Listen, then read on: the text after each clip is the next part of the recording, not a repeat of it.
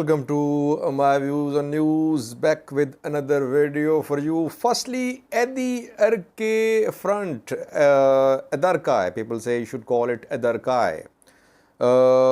What is happening there? Yesterday, I said that Adiarkay had come under TDF control.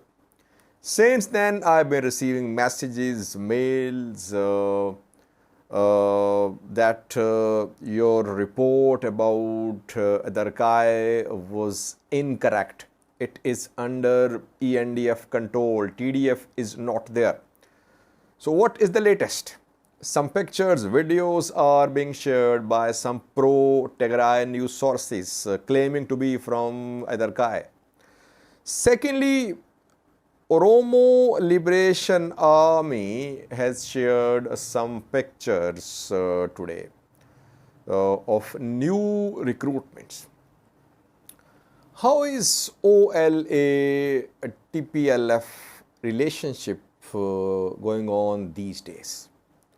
A few days ago, if you remember, TPLF and some other parties like Congress for Somali Cause, Sidama, Gambela parties issued a joint statement backing Tigray's call for cessation of hostilities. Tigray, a week ago, unilaterally announced stopping of war, but Ethiopian government did not respond positively.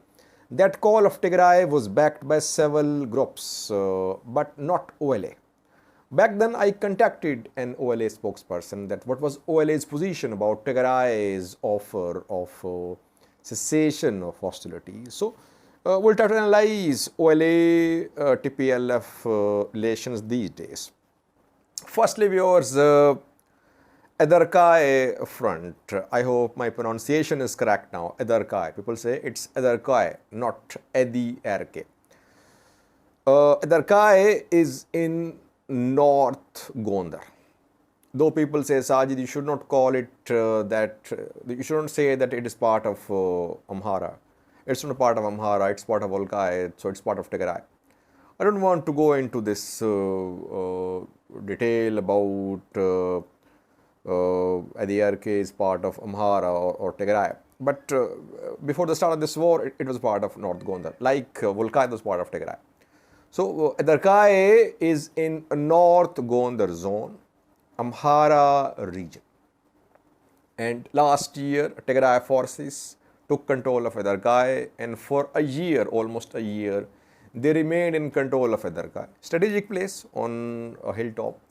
Then, almost a week ago, ENDF and Amhara forces, Amhara militias, they retook Adiarkay. And this loss was a serious loss because after that, TDF was pushed back up to Mesambre, and ENDF managed to reach close to Mesambre. And TDF had to fight to defend Mesambre. But then came counteroffensive. TDF managed to reach Meleham, then it managed to reach Adiarkay as well. What is the latest? Tigray's position is that Adiarkay is under TDF control. Some pictures, videos are being shared. A video is being shared. We don't know if it is from Adiarkay or not. Reportedly, the video is from a place which is at a distance from Adiarkay. The video is being shared by Tigray-backed news sources. Meanwhile, Adiarkay Wareda Communication Office today released a statement too. Firstly, have a look at the video which is being shared by pro-Tigray news sources. They say this video is from Adiarkay town, which is on hilltop and which is under TDF control. These sources claim. What this video, then we'll try to have a look at what the other side is saying. Mulu? Wow! Fightona. كم يا شيخ سلام ديو كم جاها هجمت يبغى صبرها قالك كويس بالنهاية. On the other hand, Adiarkay Wareda Communication Office is not confirming that Adiarkay town has come under TDF control. But that Wareda Communication Office today issued a statement which you can see on the screen. And the Communication Office urged youth and public servants to join the fight, to go to front lines, to play their role in fighting, in shifting of injured soldiers to hospitals, in provision of weapons, ammunitions to people fighting on the front lines. So that just shows that there is fighting in Adiarkay, Wareda.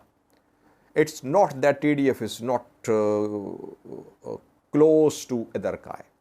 But so far, ENDF is not confirming, Adiarkay Wareda is not confirming that the town has come under TDF control. So let's wait a little. We have not seen any evidence shared by ENDF side as well. Any latest evidence from Adiarkay town that it is under their control. A viewer shared with me a video from Adiarkay, but we checked, the video was 3 days old. So we have not seen any live coverage from Adiarkay by ENDF supporters, by Amhara government official sources. That is why let's wait a little. But TDF has managed to reach Adiarkay. It's very clear now. Secondly, viewers, OLA-TPLF relationship. OLA is intensifying its recruitment. New fighters are being recruited. You can see some pictures on your screen shared a few hours ago by OLA-backed news sources. Dozens of new recruits can be seen. Front is undisclosed. We won't disclose the front, but OLA is recruiting new youth. Question is, how is OLA-TPLF relations these days? If you remember, a few days ago, a joint statement was issued by some Ethiopian groups. TPLF, Congress for Somali Cause, a group from Afar, from Gambela, from Sidama. They issued a joint statement, small groups who are in alliance with the TPLF. And they backed Tigray's call for cessation of hostilities, which Tigray made around a week ago. After Tigray and Ethiopian government representatives returned from Djibouti, Tigray issued unilateral ceasefire offer. But the offer was not reciprocated by Ethiopian federal government. But that call to stop the war was backed by several factions in Ethiopia, not by OLA. OLA was not part of the statement. So I contacted OLA spokesperson. I said, what is OLA's position? Why is OLA not part of the statement? He said, OLA backs what is said in the statement. But OLA was not part of the statement. So it means that OLA was not in agreement with TPLF regarding TPLF's announcement of unilateral cessation of hostilities a week ago. Problem is that when TPLF makes decisions, when Tigray regional government makes decisions, it makes decisions unilaterally mostly. It does not take OLA on board. That is what I have learned. That TPLF, of course, Tigray fighters, TDF, these are bigger forces. And interests of TPLF and OLA sometimes they are not the same, they are different. So that is why, though they signed a military agreement last year and they worked in alliance militarily in North Shore Zone, Oromo Special Zone of the Amhara region, they conducted joint operations there. Still, they don't have common agenda. Last time they had common agenda that they wanted to remove PM Abiy's government. Now they don't have a common agenda. Why? Because Getachew said 2 days ago that TPLF had nothing to do with who was in power in Addis Ababa or who was in power in Asmara. It only wanted to protect the interests of the people of Tigray.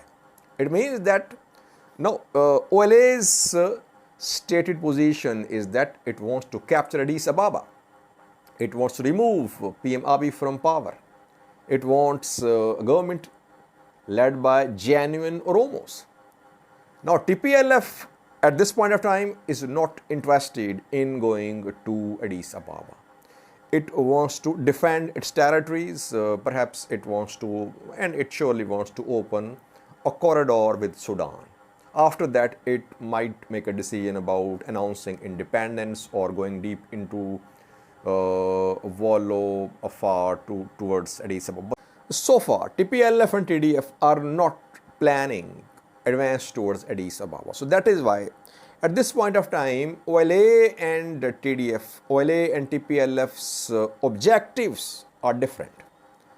That is why they cannot be in alliance. And that is why OLA was not part of the statement backing Tigray's offer of stopping a war a week ago.